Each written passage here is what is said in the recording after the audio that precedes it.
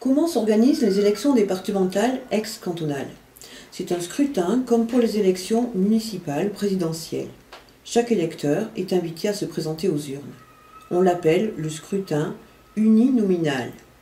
C'est un scrutin à 2 tours. On votera les 22 et 29 mars pour élire sur chaque canton 2 conseillers départementaux, un homme et une femme, suppléés eux aussi par un binôme masculin-féminin.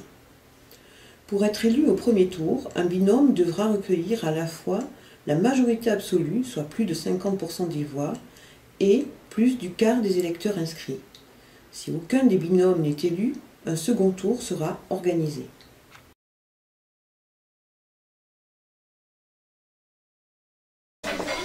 René Sheila, oui c'est ça, excusez-moi. Bienvenue à 13 bis TV, l'émission Citoyen Politique. Et donc vous êtes candidat dans le canton 2. Hein, c'est ça. La Seine-Sifour, Samandrier. Et on vous a demandé de mener un objet pour mieux vous connaître. Personnel, ouais. Un objet personnel. Alors vous nous avez amené quoi? Pardon? Vous nous avez amené quoi? Ah ben, je vous ai amené... qui fait partie de votre combat peut-être? Quelque chose qui a fait partie de mon combat sur ma carrière professionnelle. Hein, et puis un objet qui permet dans un département comme le Var, qui est le premier département touristique français, bien sûr. Et ensoleillé. Hein, puisque la première énergie du Var, c'est le soleil. Voilà. Donc je voulais vous montrer un peu mon objet. Voilà. Alors, oui, votre objet avec la photo, on l'a... C'est sa profession, donc... Oui. Voilà, alors oui. ma profession, donc je suis maître artisan chauffagiste. Ouais. Et j'ai, dès le début de ma carrière, comment dirais-je, essayé... C'est vous en photo, là? Oui, c'est moi en photo. Ah, vous êtes jeune, là. Voilà. Sympa. Moi, j'avais 40 ans de moins. Ouais, j'avais 40 ans de moins. Et disons que j'ai axé comment dirais-je... Votre formation, ma formation et ma... Dès le début, Vous avez fait un CAP, donc au départ, votre formation... Oui, voilà, au départ, j'ai fait un CAP de chauffagiste. Voilà. Disons qu'au départ, pour quand même expliquer un peu mon engagement dans l'écologie, j'ai été vigneron. Ah oui. Voilà. Rien à voir. Puisque j'ai commencé à être donc, dans la vie active à partir de 13 ans. D'accord. Donc de 13 ans jusqu'à 17 ans, j'étais vigneron. Bon, le problème, c'est que à l'époque, dans la vigne, on ne gagnait pas trop sa vie. Donc comment dirais-je, la viticulture n'avait pas ses lettres de noblesse comme elle a aujourd'hui. Et donc je me suis reconverti et j'ai fait donc une formation au centre de formation professionnelle pour adultes à La Valette du Var, dans le cadre de la formation énergie chauffagiste. Bon, on va poser le planot parce qu'il est un peu lourd. Voilà. Voilà, c'est ce qui justifie votre choix. Exactement. Alors pour faire un petit topo sur vous, pour que on vous connaisse mieux, oui, quel est votre parcours? Alors moi je suis toulonnais, hein, j'ai 65 ans, je suis divorcé, j'ai 3 enfants et j'ai 2 petits-enfants. Voilà, donc je suis entrepreneur en énergie renouvelable et en économie d'énergie. Et vous habitez où donc? Donc j'ai l'entreprise sur la Seine-sur-Mer. Ouais. Et j'habite à Sifour. Donc je suis un peu entre les deux. Hein. D'accord. Alors votre choix professionnel a influencé un petit peu votre choix politique, c'est lié. Absolument. Hein. De toute façon, moi je suis écologiste depuis que j'ai la compréhension du monde. Hein. Voilà, donc c'est un cheminement naturel. D'accord. C'est logique. Logique, effectivement. Et vos premières actions donc, de politique, c'était quoi donc, Alors, ma première action politique, c'était de rentrer chez Europe Écologie Les Verts, chose que j'ai faite il y a presque 4 ans. Ah, c'est pas vieux donc? Non, c'est pas vieux. C'est récent. Parce que bon, j'avais beaucoup d'occupations professionnelles, donc à un moment donné, je me suis dit, bon, il faut un petit peu... il faut y aller. Parce que je trouve que c'est un peu, à l'heure actuelle, un peu stagnant. Hein. Et donc, la première implication politique, elle a été sur SIFO, hein, puisque je faisais partie du groupe local de la Seine. Bon, mais comme j'habitais à Sifo, donc je me suis investi sur Sifo, qui est comment dirais-je, en relation avec Toulon. Vous voyez, donc c'est un petit peu fusionnel, un peu homogène. Ceci dit, j'ai eu donc pratiquement dès la deuxième année, je me suis investi avec Europe Écologie Les Verts dans les dernières municipales, avec Josiane Otognetti, qui est une une militante d'écologie depuis pas mal d'années. Et donc nous avons présenté une liste sur SIFO. Et bon, on était peut-être parti un peu perdant à l'époque, et donc on est arrivé quand même à faire 6,8. Voilà, ce qui m'a permis de me dire, bon, je pense qu'à l'heure actuelle, Europe Écologie Les Verts a la possibilité et a tous les outils pour comment dirais-je, progresser et proposer des solutions au marasme actuel, un peu économique, écologique. Voilà, donc ce qui fait que, ben voilà, donc on a continué puisque Isabelle était sur la liste avec nous, donc et que Josiane s'est arrêtée pour se reposer. On a décidé de reprendre un peu le flambeau. Dans le cadre de la société civile, on n'est pas des politiques, nous ne sommes pas des professionnels de la politique. Quoi. Des militants, citoyens. On est des militants, citoyens de la société civile, avec une expérience comment dirais-je, de militantisme, que ce soit Isabelle dans les circuits courts ou moi dans tout ce qui est oui, vous êtes complémentaires. Économie d'énergie, énergie renouvelable, voilà, donc on apporte notre savoir-faire. Hein, voilà. Donc là, on est dans une élection départementale qui quand même représente pour vous un canton assez important. Oui. Et oui, environ 50 000 personnes. Et l'écologie, vous voyez quoi faire changer là en tant qu'écologiste dans ce canton-là? Bon, il y a beaucoup d'atouts, forêt, mer. Oui. Notre objectif principal. La Seine-sur-Mer a des atouts extraordinaires parce que la Seine-sur-Mer, c'est une des villes. Hein, elle a un potentiel extraordinaire. Elle a un potentiel extraordinaire parce que c'est une des villes qui est le plus installée en énergie renouvelable. Hein, parce qu'on a une ville qui est. Par exemple, l'Office des HLM a beaucoup investi dans les énergies renouvelables. Hein. Si vous allez dans Berthe, vous voyez que sur tous les bâtiments, il y a des panneaux solaires. La ville de la Seine-sur-Mer a été la première ville à installer une pompe à chaleur géothermique de grande capacité et qui chauffe quand même 250 logements. Et je pense que cette ville pourrait être une ville verte et amener justement son potentiel, puisqu'elle a déjà compris de ça depuis longtemps. Et surtout, ce que je voulais dire, c'est pas une question, ça a été une question aussi, comment dire, un développement des politiques.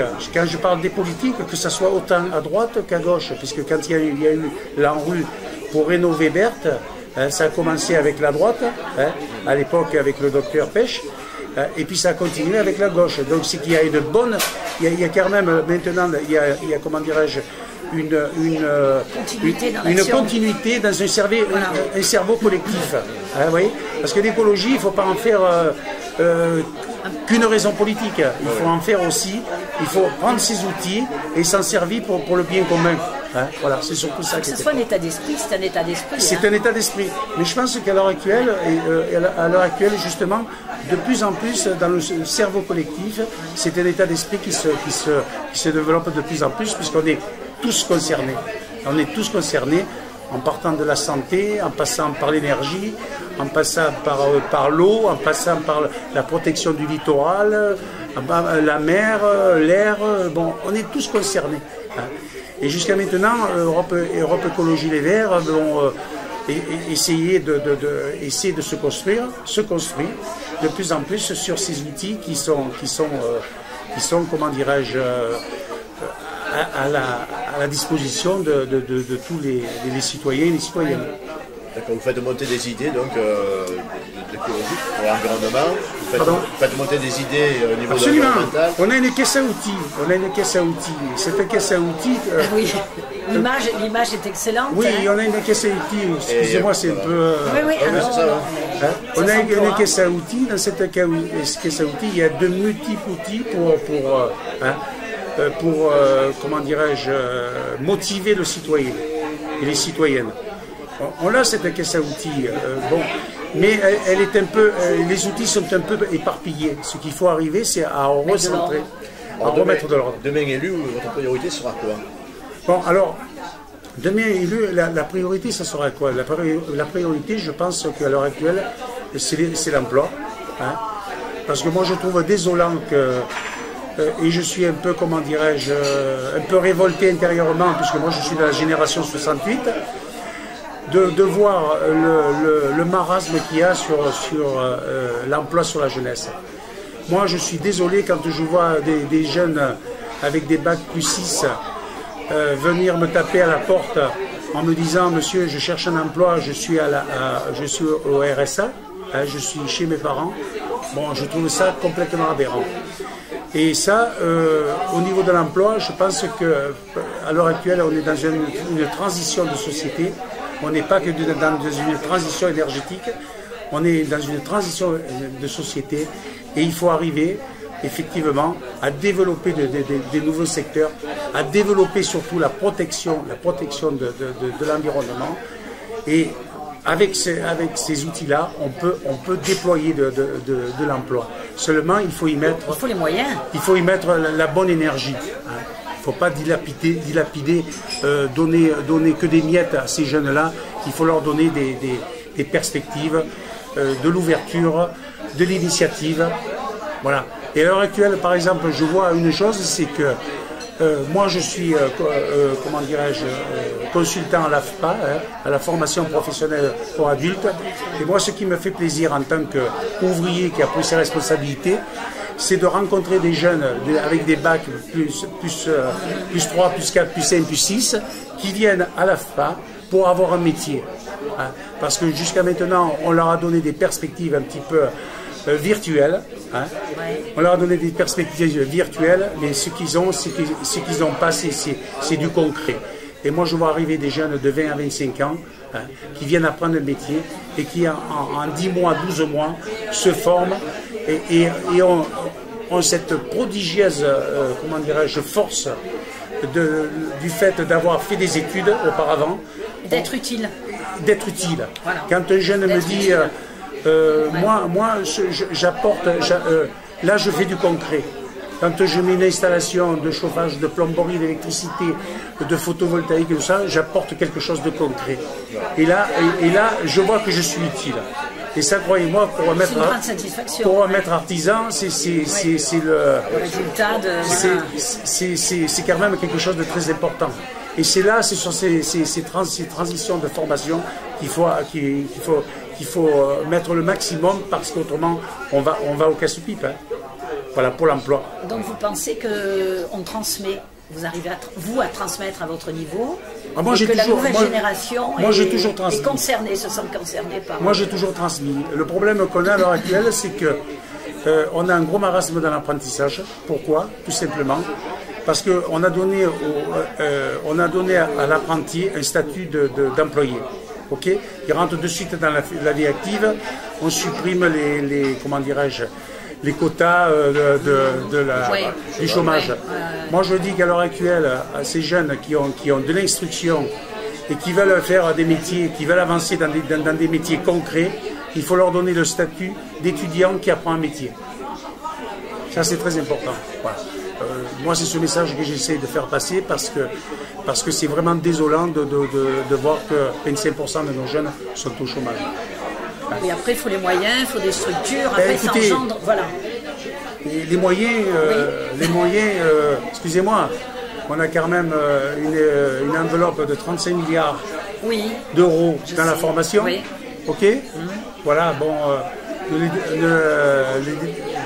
Donc demain élu, vous allez être... Ah oui, je pense que c'est une action forte. C'est une action forte qu'il faut faire pour les jeunes. Hein. D'accord. Parce que dans tous les outils de l'écologie, il y a de l'emploi. Suffit-il de les analyser et d'en prendre les leviers pour le réaliser. Donc il y a de l'avenir. Il y a beaucoup d'avenir, et particulièrement en France. Hein. Parce qu'en agriculture, puisqu'il y a le salon de l'agriculture, là, on est quand même les premiers. Hein. En génie, comment dirais-je, agricole, on est les premiers. Hein. On a l'Institut national de l'agriculture, tout ça, bon, on est les premiers. Et on ne comprend pas que ça coince. Que ça coince. Hein. Voilà. Parce que ce qu'il faudra arriver un peu aussi de dire aux Français, c'est de faire la liste des choses positives qu'il a dans sa vie et la liste des choses négatives. Hein. Et là, on s'aperçoit que la liste des positifs est longue. Voilà. Là, la question, c'est que par rapport à votre métier, on parlait des emplois. Par rapport à l'action que vous pouvez mener en tant qu'élu sur le canton et le département. Bon, après, on peut faire. Après, ce qui est important aussi, c'est. Oui, s'il y a quelque chose. J'ai remarqué que sur le département du Var, par exemple, en de Signe, ils développent des champs de photovoltaïque. Ouais. Est-ce que c'est nécessaire? Parce qu'il y a un marché, aussi énorme là-dessus. Je vais vous dire une chose que je voudrais que ça passe un petit peu dans la média. Sur nos 13 villes du littoral, en partant du Pradé, en passant par la Seine de Toulon, tout ça, en écologie, on a été un des premiers, il y a déjà presque 20 ans, hein, à développer le contrat B. Okay. Ce contrat B, ça a permis aux 13 villes de dépolluer la rade de Toulon. Okay. Superbe idée, grosse participation des associations. Okay.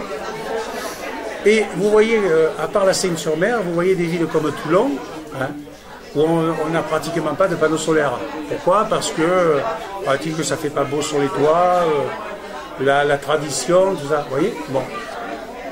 Moi, je pense qu'il faut faire à ce niveau-là, sur ça aussi, pour développer l'économie et l'écologie, c'est de projeter un contrat B-Soleil.